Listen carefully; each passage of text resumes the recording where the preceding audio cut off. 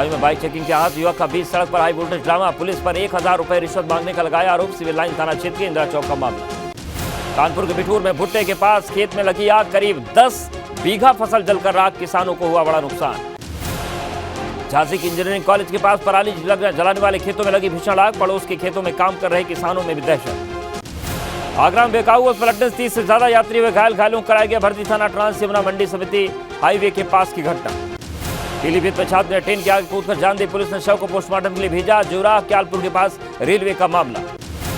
मेरठ में कार की टक्कर से रिक्शा सवार 4 लोग घायल। बिजली बब्बा बाईपास पुलिस चौकी के पास हुआ हादसा। आरोपी की तलाश में जुटी पुलिस। संभल में प्रेमी युगल ने किया सुसाइड। गोली मारकर प्रेमिका ने आत्महत्या की। मामले की जांच में जुटी पुलिस। बांदा में युवक ने होटल के कमरे में किया आत्महत्या। आत्महत्या करने का वीडियो इंस्टाग्राम पर किया पोस्ट। मामले की जांच में जुटी पुलिस। झांसी में बुंदेलखंड डिग्री कॉलेज के कैंपस में लगी भीषण आग। दमकल विभाग ने आग पर काबू पाया। कानपुर बने रॉयल गार्डन मैरिज के साथ बनी दुकान में लगी आग। आग बुझाने में जुटा दमकल विभाग। आग लगने के कारणों का नहीं हुआ खुलासा। सोनभद्र में अज्ञात कारणों से होटल सहित 4 दुकानों में लगी भीषण आग। फायर ब्रिगेड ने आग पर काबू पाया। हादसे में कोई हताहत नहीं। जालौन में प्रेम प्रसंग के चलते 5 साल की मासूम की हत्या कर शव को झाड़ियों में फेंका गया। प्रेम प्रसंग का भेद खुल जाने के डर से वारदात को दिया गया अंजाम।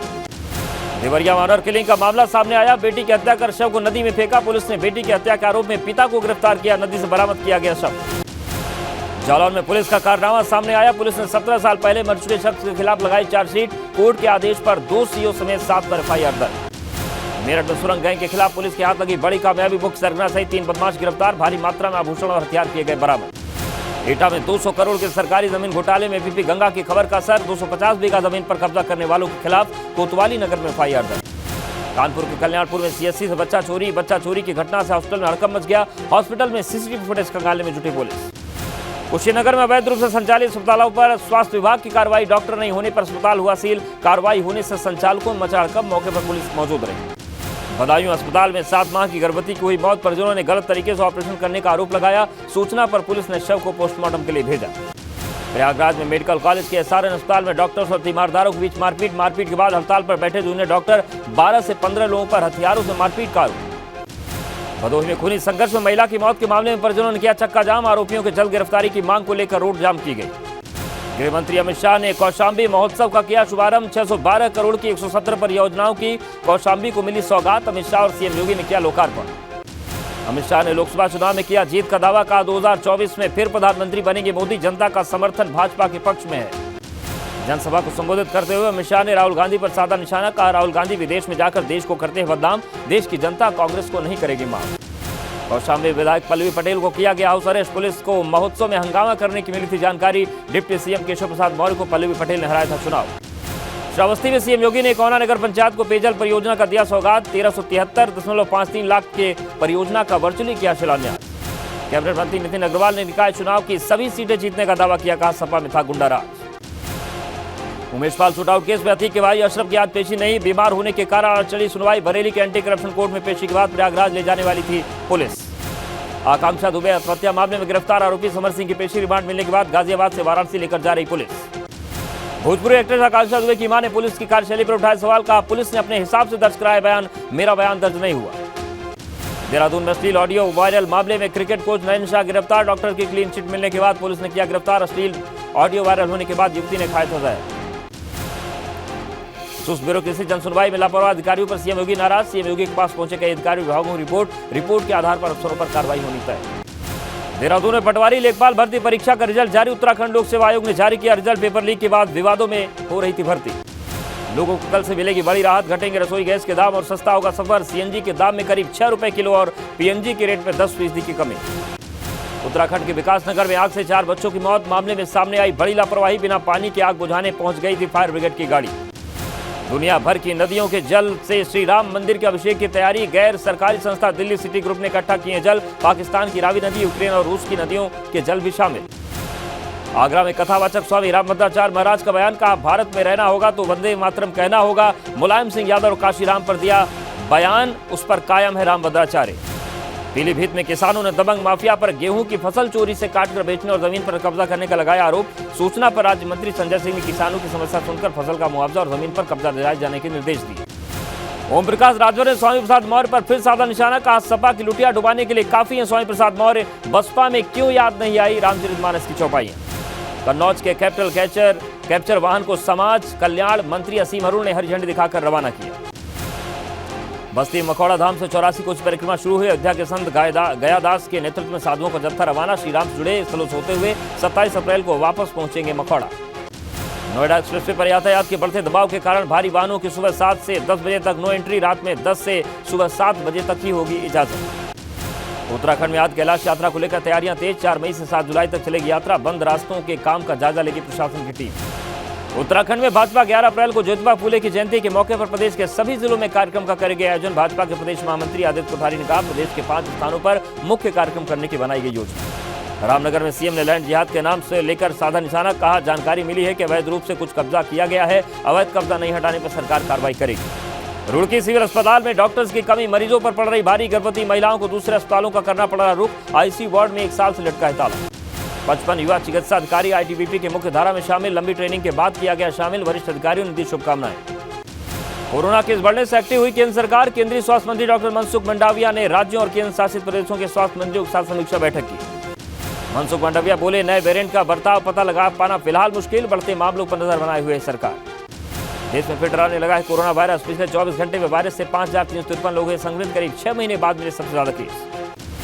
दिल्ली में कोरोना के 606 नए मामले सामने आए। 1 की मौत। कोरोना संक्रमित मरीजों की संख्या 2000 के पार। पॉजिटिविटी रेट बढ़ने से राजधानी में बढ़ा कोरोना का खतरा। नोएडा में बढ़े कोरोना मरीज। 56 नए कोरोना मरीज मिलने के बाद एक्टिव केस संख्या 240। अस्पताल में भर्ती किए गए संक्रमित। महाराष्ट्र में कोरोना के 803 नए केस सामने आए। 3 लोगों की मौत। राज्य में कोरोना संक्रमित मरीजों की संख्या 3900 के पार। महाराष्ट्र के स्वास्थ्य मंत्री तानाजी सावंत ने कहा, कोरोना और इन्फ्लुएंजा से निपटने के तमाम संसाधन उपलब्ध। हर हालात से निपटने के लिए राज्य सरकार तैयार। कोरोना के बढ़ते खतरों को देखते हुए अलर्ट पर महाराष्ट्र सरकार। 10 और 11 अप्रैल को मुंबई के सभी नगरपालिका, सरकारी और निजी अस्पतालों में मॉक ड्रिल। जम्मू कश्मीर में कोरोना के 58 नए मरीज सामने आए। 1 की मौत। राज्य में कोरोना संक्रमित मरीजों की कुल संख्या पहुंची 249। बढ़ते कोरोना खतरे को देखते हुए आईपीएल खिलाड़ियों के लिए एडवाइजरी जारी। खिलाड़ियों को सतर्क रहने की सलाह। सीजन के 8 मैच खेले जा चुके हैं।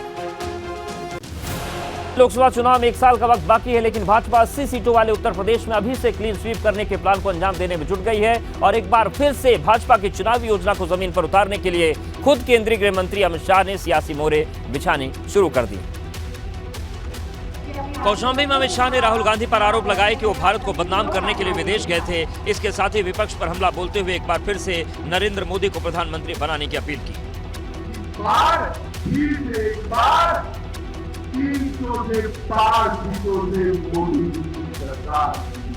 गृह मंत्री ने काशी विश्वनाथ, सोमनाथ मंदिर, अंबाजी, पावागढ़ समेत तीर्थ धामों के विकास में अपनी सरकार की दृढ़ता की बात की तो कांग्रेस पर श्री राम मंदिर के निर्माण में अवरोध पैदा करने के आरोप लगाए। हम सब चाहते थे कि अयोध्या में रामलला का मंदिर जहां उनका जन्म बना था वही, अगर कांग्रेस उनको लटका रही थी, सपा उनको भटका रही थी, बसपा उसको अटका रही थी। कार्यक्रम में सीएम योगी आदित्यनाथ ने केंद्र में भाजपा सरकार की तारीफ की। प्रधानमंत्री मोदी जी के नेतृत्व में भारत पिछले 3 वर्ष से 80 करोड़ लोगों को फ्री में राशन दे रहा है और दूसरी तरफ पाकिस्तान के अंदर रोटी के लाले पड़ रहे हैं। गृह मंत्री ने कौशाम्बी के स्थापना दिवस के अवसर पर 3 दिवसीय कौशाम्बी महोत्सव का शुभारंभ किया। साथ ही 612.94 करोड़ लागत की 117 परियोजनाओं का लोकार्पण और शिलान्यास भी किया।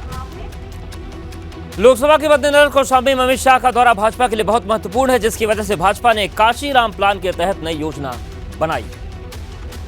सपा मिशन कांशीराम के जरिए दलितों को साधने में जुटी है तो भाजपा भी दलितों को अपने पाले में मजबूती के साथ बनाए रखना चाहती है। उत्तर प्रदेश की जनता ने 2014 में मोदी जी पर भरोसा कर एक मुक्त भाजपा को वोट देकर सपा, बसपा, कांग्रेस इसका टुकड़ा साफ किया और नरेंद्र मोदी जी को प्रधानमंत्री बनाने का काम। गृह मंत्री ने कौशाम्बी दौरे से एक साथ कई निशाने साधने की कोशिश की है। लोकसभा चुनाव से ठीक पहले कौशाम्बी महोत्सव और दलित सम्मेलन को सूबे के दलित वोट बैंक को लुभाने की कवायद के तौर पर देखा जा रहा है। दरअसल दलित बहुल कौशाम्बी में भाजपा 2022 विधानसभा चुनाव में सभी 4 सीटें हार गई थी। भाजपा के ओबीसी चेहरा माने जाने वाले डिप्टी सीएम केशव प्रसाद मौर्य भी अपनी सीट हार गए थे। कौशाम्बी में सपा क्लीन स्वीप करने में कामयाब रही थी। यूपी में कुल 22% दलित मतदाता हैं, जो प्रदेश की सियासत में किसी भी दल का खेल बनाने और बिगाड़ने की ताकत रखते हैं। अमित शाह की पूरी कोशिश इन्हीं दलित पिछड़े वोटरों को लुभाने और भाजपा से जोड़ने की है, जिससे न सिर्फ भाजपा का मिशन 300+ का टारगेट पूरा होगा, बल्कि निकाय चुनाव की भी राह आसान हो जाएगी। गृह मंत्री अमित शाह के कौशाम्बी दौरे के दौरान सपा विधायक पल्लवी पटेल को हाउस अरेस्ट कर लिया गया। इस मामले में सपा अध्यक्ष अखिलेश यादव ने ट्वीट करके भाजपा पर निशाना साधा है। प्रशासन को आशंका थी कि कौशाम्बी महोत्सव में सपा विधायक पल्लवी पटेल हंगामा कर सकती हैं, क्योंकि उन्हें कार्यक्रम में शामिल होने का न्योता नहीं मिला था। हालांकि पल्लवी पटेल क्षेत्रीय विधायक होने के नाते महोत्सव में शामिल होना चाहती थीं, लेकिन उन्हें हाउस अरेस्ट कर लिया गया। विधानसभा में महान हस्तियां देश की शिरकत कर रही हूँ, वहाँ पर ये मेरा अधिकार क्षेत्र है कि मैं वहाँ जा करके उनका स्वागत करूँ, और ये कहीं न कहीं मेरे विशेषाधिकार का हनन भी है। सुबह से ही पुलिस के जवान सिराथू से सपा विधायक पल्लवी पटेल के आवास पर पहुंच गए। ये पल्लवी पटेल का वही आवास है जहां आप यूपी पुलिस के जवानों को तैनात देख सकते हैं। आपको बता दें, कौशाम्बी महोत्सव में गृह मंत्री अमित शाह और सीएम योगी आदित्यनाथ शामिल हुए थे। सपा विधायक पल्लवी पटेल को हाउस अरेस्ट करने के मामले ने तूल पकड़ लिया है। सपा अध्यक्ष अखिलेश यादव ने इस मामले में एक ट्वीट करके भाजपा पर तंज कसा है। अखिलेश यादव के ट्वीट पर डिप्टी सीएम केशव प्रसाद मौर्य ने भी पलटवार किया। उन्होंने कहा कि अखिलेश यादव सिर्फ मुंगेरी लाल के हसीन सपने ही देखें। सपने देखें मुंगेरी लाल के, धोखे में बहुत जो जीत गए हैं, आएंगे तो आपकी साइकिल को ऐसी पंचर करेंगे दोबारा चलने लायक नहीं रहेगी। लगातार दूसरी बार उत्तर प्रदेश में सरकार बनने के बाद गृह मंत्री अमित शाह और सीएम योगी आदित्यनाथ आज पहली बार आजमगढ़ पहुंचे। केंद्रीय गृह मंत्री अमित शाह और मुख्यमंत्री योगी आदित्यनाथ निर्धारित समय से लगभग आधा घंटा पहले ही आजमगढ़ पहुंच गए और हेलीपैड पर उतरने के बाद उनका काफिला हरिहरपुर गांव के लिए रवाना हुआ, जहां जनसभा से पहले ही रिकॉर्ड संख्या में भीड़ उनका इंतजार कर रही थी। गृह मंत्री अमित शाह ने आजमगढ़ के पूर्व सांसद और सपा अध्यक्ष को जमकर घेरा। समाजवादी पार्टी के मुखिया यहाँ से सांसद थे, कभी भी कोरोना में देखा आपने उनको? आपको टीका लगाने आए थे क्या? अमित शाह ने पुरानी सपा और बसपा को आजमगढ़ की छवि को धूमिल करने का आरोप लगाया, तो मुख्यमंत्री ने भाजपा सरकार को आजमगढ़ के विकास का तोहफा देने की बात कही। आजमगढ़ का नौजवान 2017 के पहले देश के अंदर कहीं चले जाए तो भाइयों बहनों, कोई किराए पर कमरे देने की बात तो दूर, नाम से ही लोग चिढ़ते थे, परहेज करते थे। शाह का आजमगढ़ दौरा इसलिए भी खास है क्योंकि यहीं से भाजपा ने पूर्वांचल में लोकसभा चुनाव का बिगुल फूंक दिया है। अमित शाह और योगी आदित्यनाथ ने आजमगढ़ में नामदारपुर में 4,583 करोड़ की 117 परियोजनाओं का शिलान्यास किया। कार्यक्रम के पहले गृह मंत्री अमित शाह ने आजमगढ़ में सीएम योगी आदित्यनाथ के साथ भारतीय शास्त्रीय संगीत हरिहरपुर घराने के कलाकारों से मुलाकात की और संगीत महाविद्यालय का शिलान्यास किया। बेटे अब्दुल्ला और अपनी विधानसभा सदस्यता गंवाने के बावजूद सपा नेता आजम खान के सामने अब रामपुर में सपा दफ्तर को बचाने की एक नई मुश्किल खड़ी हो गई। दारुल अवाम नाम की इमारत ही रामपुर में समाजवादी पार्टी का दफ्तर है, लेकिन अब सपा के इस दफ्तर को लेकर भाजपा विधायक आकाश सक्सेना ने मुख्यमंत्री योगी आदित्यनाथ से शिकायत की है कि लीज की शर्तों का उल्लंघन करते हुए आजम खान ये पार्टी दफ्तर चला रहे हैं, क्योंकि जिस इमारत में सपा दफ्तर चल रहा है उसे आजम खान ने जौहर ट्रस्ट का दफ्तर खोलने के लिए लीज पर लिया था। आजम खान वहाँ अपना पॉलिटिकल ऑफिस चलाते हैं, ये सबको पता है। आजम खान वहाँ जौहर ट्रस्ट के अलावा वहाँ पर अपना प्राइवेट स्कूल चलाते हैं, ये सभी को पता है। काफी पुराना दफ्तर है, क्योंकि समाजवादी का नाम ही आजम का हुआ करता था रामपुर में है। उन्होंने जेब में पार्टी रखी है, उन्होंने दफ्तर चलाया, उन्हीं का दफ्तर है। बाकी दफ्तर हो सकता है लीज की जमीन हो, लीज की जमीन होगी तो सरकार काम करेगी। सपा नेता और आजम खान के विरोधी भी मानते हैं कि दारुल अवाम ही सपा का दफ्तर है, लेकिन पार्टी नेताओं को भी नहीं मालूम कि जिस जमीन पर पार्टी दफ्तर है वो जमीन है किसकी। तो ये जो दारुल अवाम दफ्तर है समाजवादी पार्टी का, इसकी लीज को अब रद्द करने की मांग भारतीय जनता पार्टी के विधायक ने की है, जिसके बाद से जिला प्रशासन ने इसकी जांच शुरू कर दी है। उत्तराखंड के तमाम हिस्सों में अवैध मजार बनाकर अतिक्रमण के मामले में मुख्यमंत्री पुष्कर सिंह धामी ने सख्त रुख अपनाया है। अतिक्रमण करने वालों को 2 टूक चेतावनी दे दी। मुख्यमंत्री पुष्कर सिंह धामी रामनगर पहुंचे, जहां उन्होंने प्रदेश में धार्मिक निर्माण और मजार बनाकर सरकारी जमीनों पर अवैध कब्जा करने वालों से खुद ही अतिक्रमण हटा लेने की बात कही है।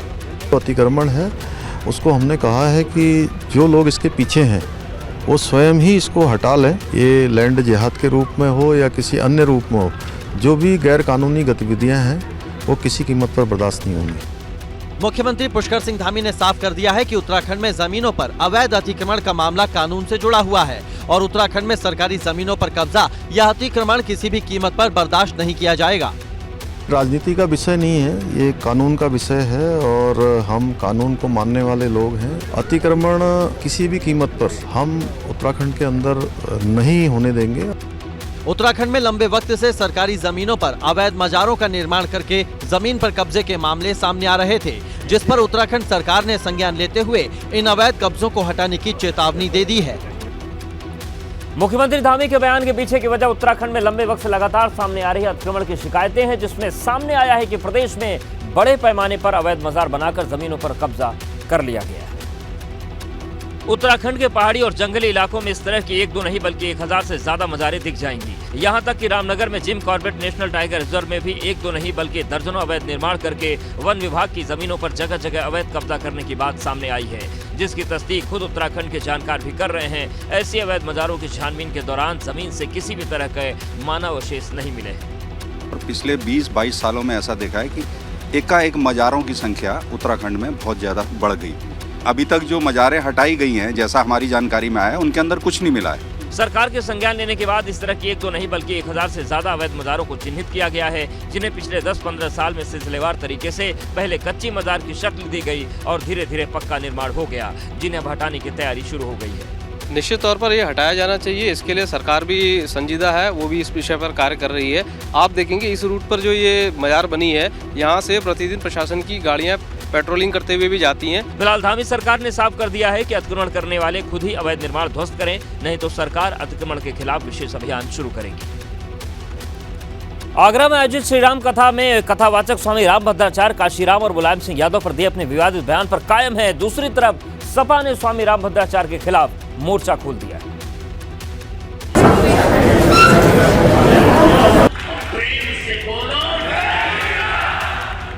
तुलसी पीठाधीश्वर स्वामी रामभद्राचार्य का ये वही बयान है जिसके बाद समाजवादी पार्टी ने उनके खिलाफ मोर्चा खोल दिया है और आगरा के सदर थाने में तहरीर दी है। दरअसल आगरा में श्री राम कथा के आयोजन के दौरान कथावाचक स्वामी रामभद्राचार्य ने बसपा के संस्थापक काशीराम और सपा के संरक्षक रहे मुलायम सिंह यादव को लेकर एक विवादित बयान दिया। ये बयान सभा के राष्ट्रीय महासचिव स्वामी प्रसाद मौर्य के नारे का पलटवार था। विवाद बढ़ने के बाद भी स्वामी रामभद्राचार्य अपने बयान पर कायम हैं। उन्होंने कहा कि अगर भारत में रहना है तो सभी को वंदे मातरम कहना होगा। सभी को कहना चाहिए, भारत में रहना है तो वंदे मातरम कहना है। इसके अलावा स्वामी रामभद्राचार्य ने कहा कि उन्होंने कभी हिंदू राष्ट्र की बात नहीं की, लेकिन रामचरितमानस को राष्ट्रीय ग्रंथ घोषित किया जाना चाहिए। रामचरितमानस को राष्ट्रीय ग्रंथ होने की बात मैंने कही थी और अभी भी कह रहा हूँ। स्वामी रामभद्राचार्य के बयान को सपा ने दलितों का अपमान बताया है और उनकी कथा पर प्रतिबंध लगाने की मांग की है। ऐसे भगवताचार्य जी के खिलाफ कड़ी से कड़ी कार्रवाई की जाए। इनके आगे के प्रोग्रामों पर तो इनके कथावाचक जो इनका वो बना रखा है वो सब बैन लगाया जाए।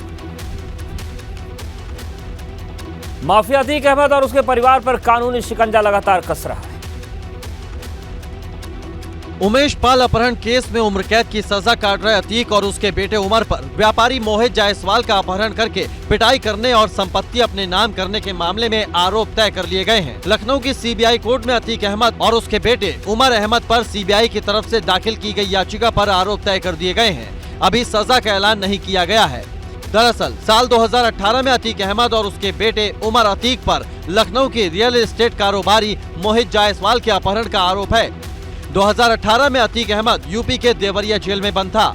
मोहित जायसवाल के अपहरण के बाद उसे देवरिया जेल में ले जाया गया, जहां उसके साथ मारपीट की गई थी। आरोप ये भी है कि मोहित से उसकी कंपनी का नाम अपने नाम कराने का दबाव बनाया गया था। इस मामले में अतीक अहमद और उसके बेटे उमर अतीक को धारा 364A, 420/120A और आईपीसी की कई दूसरी धाराओं में भी दोषी ठहराया गया है। लखनऊ के कारोबारी मोहित जायसवाल के अपहरण केस में अतीक अहमद और उसके बेटे उमर पर चार्ज फ्रेम होने के बाद अब जल्द ही ट्रायल शुरू होगा। इस सुनवाई के दौरान अतीक अहमद वीडियो कॉन्फ्रेंसिंग के जरिए जुड़ा था, जबकि अतीक अहमद के बेटे उमर को लखनऊ जेल से सीबीआई कोर्ट लाया गया था।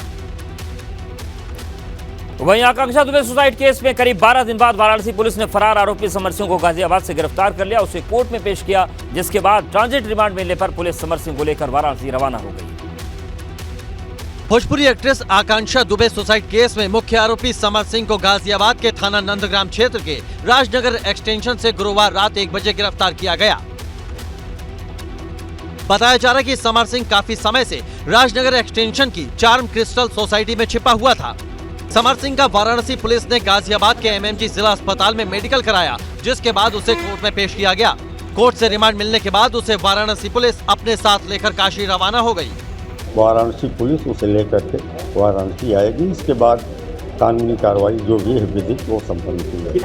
हालांकि आकांक्षा दुबे की मां ने पुलिस की कार्रवाई पर सवाल उठाए हैं। मैंने जो रिपोर्ट लिखवाया था वो तो रिपोर्ट लिखा ही नहीं गया, मेरा वो बयान दर्ज ही नहीं हुआ, अपने हिसाब से बयान दर्ज किया गया। समर सिंह की गिरफ्तारी आकांक्षा दुबे सुसाइड केस में एक बड़ी कामयाबी मानी जा रही है। हालांकि आकांक्षा दुबे सुसाइड केस में वकील शशांक शेखर त्रिपाठी का कहना है कि न्याय मिलने तक उनकी लड़ाई जारी रहेगी। आज समर सिंह की गिरफ्तारी हुई है, वह न्याय की दिशा में पहला कदम है। हम लोग आकांक्षा दुबे की हत्या की लड़ाई लड़ते रहेंगे। मुख्यमंत्री योगी आदित्यनाथ ने सभी विभागों के अधिकारियों को तय समय में काम पूरा करने के सख्त निर्देश दे रखे हैं, लेकिन इसके बावजूद कई विभागों के अफसरों की कार्यशैली में सुधार नहीं हुआ, जिस पर जल्द ही कार्रवाई की तलवार अब लटक रही है। उत्तर प्रदेश की अफसरशाही में जल्द ही मुख्यमंत्री योगी आदित्यनाथ की जीरो टॉलरेंस नीति देखने को मिल सकती है, क्योंकि मुख्यमंत्री योगी आदित्यनाथ जन समस्याओं के निस्तारण में हीला हवाली से बेहद नाराज हैं। इसीलिए नसीहतों और निर्देशों के बावजूद कामकाज में सुधार न लाने वाले अफसरों पर कार्रवाई की तलवार लटक रही है।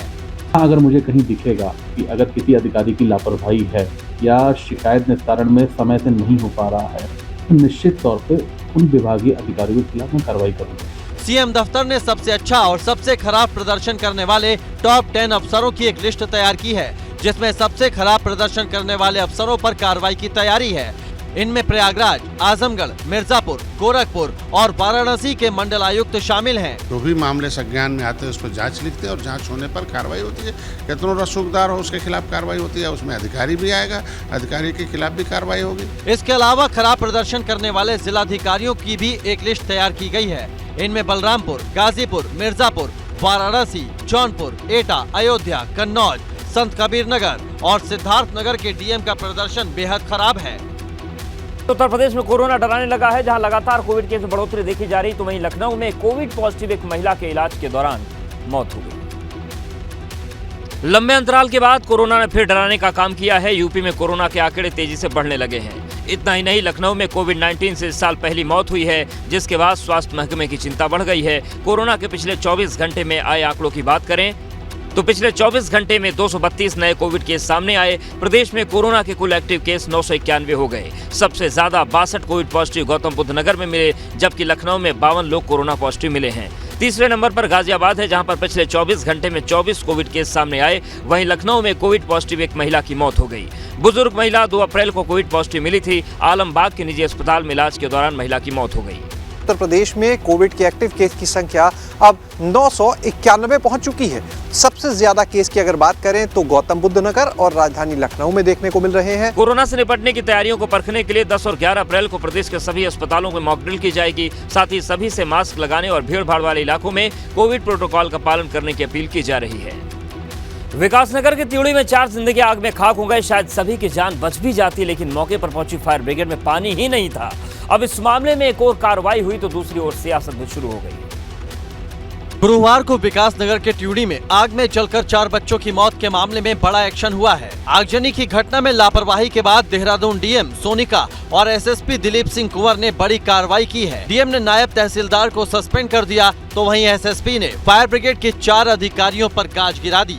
चारों कर्मचारियों को निलंबित कर दिया गया है। इसकी जांच जो है डीआईजी रैंक के अधिकारी करेंगे और वो रिपोर्ट देकर के जो भी फर्दर इसमें कार्रवाई की जानी है वो की जाएगी। जो हमारे अधिकारी और कर्मचारी थे उस पर कार्रवाई कर रहे हैं, जिससे कि इस तरह की जो घटना है वो एक मैसेज दे। ये तस्वीरें विकासनगर के ट्यूडी इलाके की हैं, जहां गुरुवार को एक घर में गैस सिलेंडर फटने से आग लगी थी। सूचना पाकर मौके पर फायर ब्रिगेड पहुंची, लेकिन उसमें पानी ही नहीं था जिससे लोगों की जान को बचाया जा सकता। बस फिर क्या था, स्थानीय लोगों का गुस्सा फायर ब्रिगेड के ऊपर फूट पड़ा। इस पूरे मामले की जांच डीजीपी अशोक कुमार ने डीआईजी निवेदिता कुकरेती को सौंपी है, जिन्हें 3 दिन में अपनी रिपोर्ट देने के आदेश दिए हैं। इस घटना के बाद सियासत भी शुरू हो गई। चक्राता से कांग्रेस के विधायक प्रीतम सिंह ने सरकार के खिलाफ धरना दिया और पीड़ितों को इंसाफ दिए जाने की मांग की।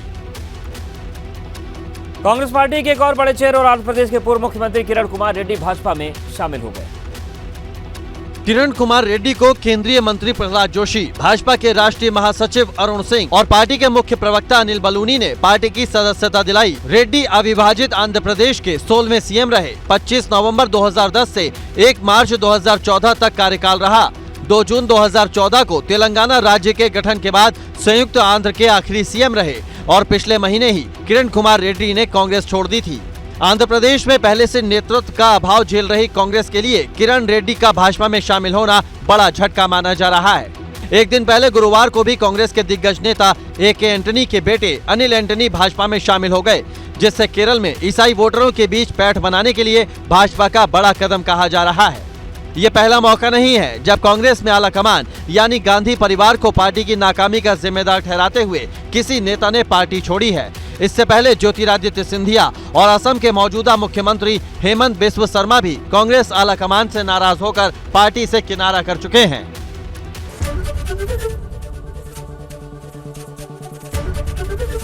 एबीपी गंगा, खबर आपकी, जुबान आपकी।